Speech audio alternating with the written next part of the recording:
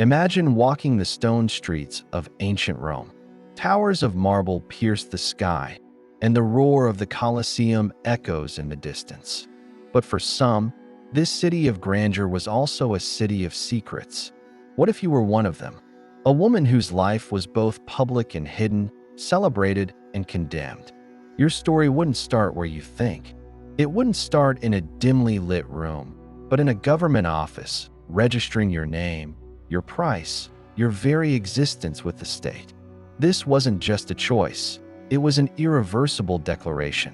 Once registered, you were officially an infamous, a person without honor. This legal status stripped you of basic rights. You couldn't make a will, testify in court, or marry a Roman citizen. Your word meant nothing. Your body, however, now belonged to the public domain, a commodity to be taxed and regulated. This official act was a one-way street. There was no going back, no erasing your name from the public record. Your life was forever divided into before and after. But who were these women? They weren't a monolith. Many were slaves, captured in war or born into bondage, forced into this life by their masters who profited from their earnings. Others were freed women, former slaves who found few other ways to survive in a city that offered them little opportunity. And then there were the citizens, women driven by poverty, debt, or even family pressure. Each path was different, but they all led to the same place, a life lived on the fringes of society. The work itself was incredibly diverse. At the bottom were the lupi, the she-wolves, who worked in lupanaria, the official brothels.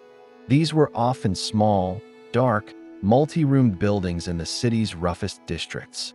The conditions were grim, the pay was minimal, and the clients were sailors, soldiers, and the urban poor. Graffiti on the walls of these places still tells stories of prices, services, and the fleeting thoughts of those who passed through. It's a stark, raw glimpse into their reality. But not all prostitutes worked in brothels. Many were streetwalkers, soliciting clients near arches, under bridges, or in the shadows of the great theaters and circuses. Others worked in taverns and inns, where food and drink were just part of the offering.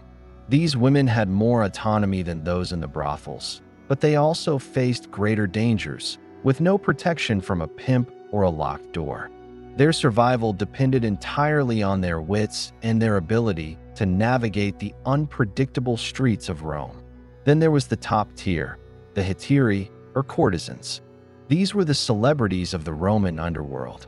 They were educated, witty, and beautiful, choosing their clients from the city's elite, senators, poets, and generals. They didn't just sell physical intimacy. They sold companionship, conversation, and an air of sophistication. A famous courtesan could accumulate immense wealth and influence, her name whispered in the halls of power. But even she was still infamous. Her wealth couldn't buy back her honor. And what did they look like? Roman law dictated their appearance. Prostitutes were often forbidden from wearing the stola, the traditional garment of a respectable Roman matron. Instead, they might wear a toga, the garment of a male citizen, marking them as publicly available. Many also dyed their hair blonde or red, using wigs or harsh chemicals. This wasn't a fashion statement. It was a uniform, a visual signal that set them apart from honorable women. They were made to be visible, yet simultaneously invisible in society. Life was a paradox of public display and private hardship. While their profession was legal and taxed, they faced constant scorn. Poets wrote about them, sometimes with affection, often with contempt. Moralists condemned them as a corrupting influence on Roman virtue. Yet, at the same time, many Roman men frequented them without shame. The system was designed to contain and control female desire, while allowing male desire free rein. A wife was for heirs, a prostitute for pleasure. That was the unspoken rule. Religion played a complicated role. Prostitutes were excluded from the rites of good goddesses like Juno, the protector of marriage. However, they had their own patrons. On April 23rd, they celebrated the Venalia, a festival honoring Venus Erycina, a goddess associated with both love and prostitution.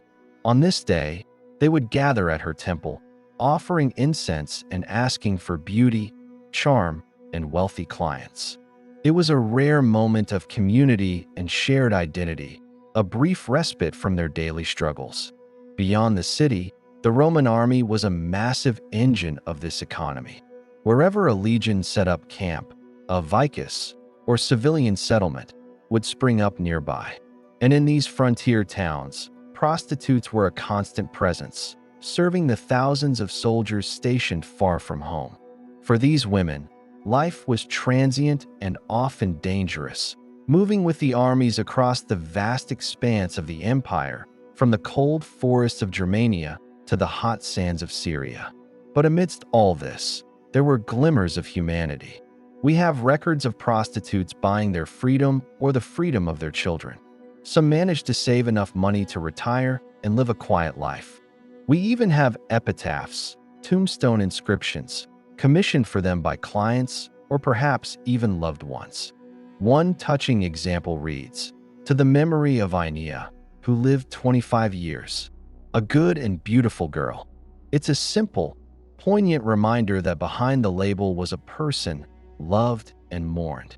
Let's return to that first moment, the registration. Standing before the magistrate, you state your name. That act doesn't just make you a prostitute.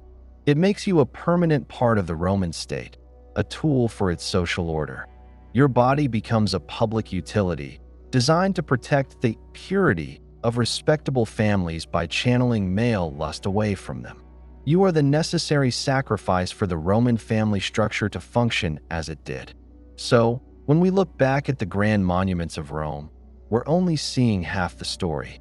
The other half is written in the shadows, on the brothel walls, and in the legal codes that defined a woman's worth.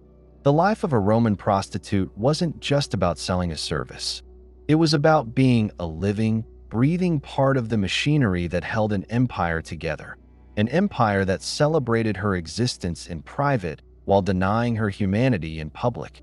Her story isn't just a footnote. It's a foundational pillar of Roman society itself. Thank you for watching. If this story made you see ancient Rome in a new light, consider sharing your thoughts in the comments. And if you'd like to explore more hidden histories, don't forget to subscribe.